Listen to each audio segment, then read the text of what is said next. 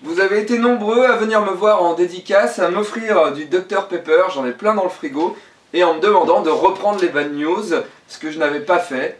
Et bien pour vous, ça y est, c'est reparti. Les bad news recommencent.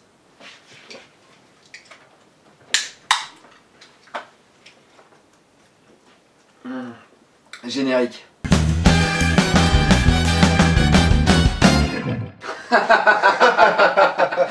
Bonjour et bienvenue dans Bad News. Bonjour Davy et bienvenue dans Bad News. Bonjour Olio. Alors, aujourd'hui dans Bad News, une super Bad News qui nous a été envoyée par Loïc Juillard qui me dit s'il te plaît, recommence les Bad News. Et félicitations pour ta bande dessinée, c'est vrai qu'elle est bien. Formidable. Elle est formidable. Alors, c'est une très belle histoire qui est arrivée à un de ses amis, enfin en tout cas, non pas du tout, il l'a vu sur internet, hein. C'est Robert Kay qui nous raconte une superbe histoire que je m'en vais vous narrer. Ça se passe en Angleterre dans un pub. Voilà, le gars tient un pub. C'est une grosse chaîne de pub hein, anglaise. C'est pas un petit bar pourri dans Londres. C'est un superbe pub. Et là, un client passe. Comment on peut appeler ce client? Robert. Robert, c'est un peu comme le gars qui a écrit l'histoire. Vous n'avez pas beaucoup d'imagination. Je vais changer de nom. Jean-Noël. Jean-Noël.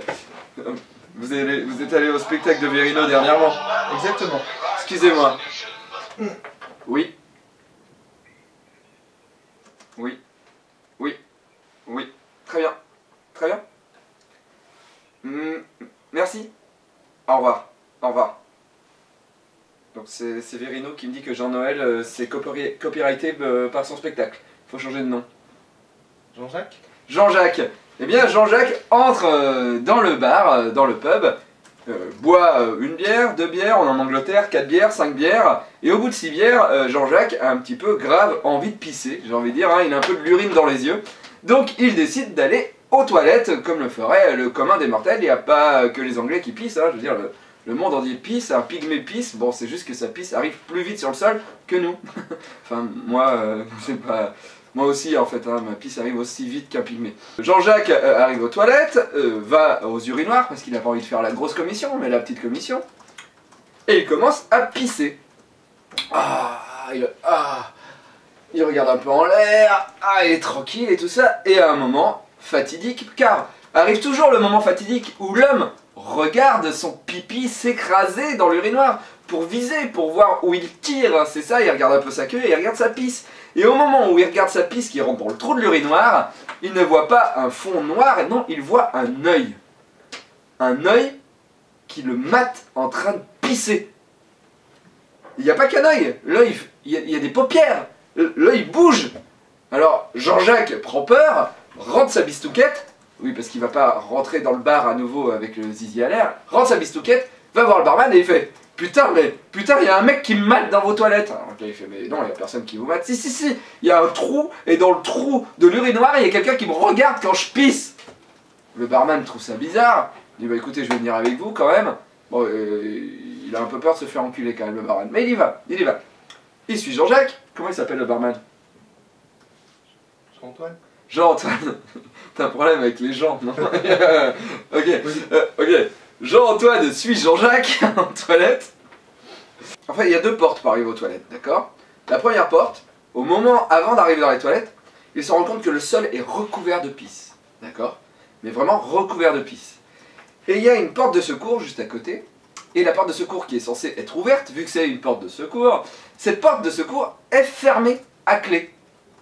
Donc, le barman Jean-Antoine se pose des questions, sort ses clés, essaye d'ouvrir la porte de secours, mais au moment où il va ouvrir la porte de secours, la poignée se ferme et quelqu'un retient la porte de l'autre côté. Donc il commence à se poser grave des questions, il pousse sur la porte, d'un seul coup la porte s'ouvre, et là un homme part en courant en criant « J'ai rien fait, j'ai rien fait !» Il s'appelle comment cet homme? Jean-Michel. Jean-Michel. Jean-Jacques et Jean-Antoine regardent Jean-Michel partir en courant, n'arrivent pas à le rattraper.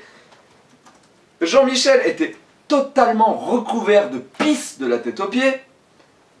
Les deux se disent mais qu'est-ce qui s'est passé? Ils rentrent à l'intérieur, derrière le bar, et là se rendent compte que le mec avait complètement détruit le mur en dessous des urinoirs, avait enlevé tout ce qui était tuyau d'évacuation, et avait réussi à faire un trou assez grand pour pouvoir se glisser à l'intérieur la tête et les épaules, et avait mis du PQ juste derrière sa tête pour pouvoir se reposer tranquillement et se faire uriner dessus. Et en plus, il avait un tuba qui lui permettait de respirer même en se prenant de l'urine sur la gueule. Effectivement, il n'a pas fait grand chose, à part être complètement désaxé. Alors, merci Yo. Merci Davy à toi. Merci à toi. Ce journal est terminé, on se retrouve très bientôt. Au revoir. Au revoir. Suivez-moi sur ma chaîne YouTube. Je suis comme un podcasteur. Au revoir. Pourtant que la montagne est belle,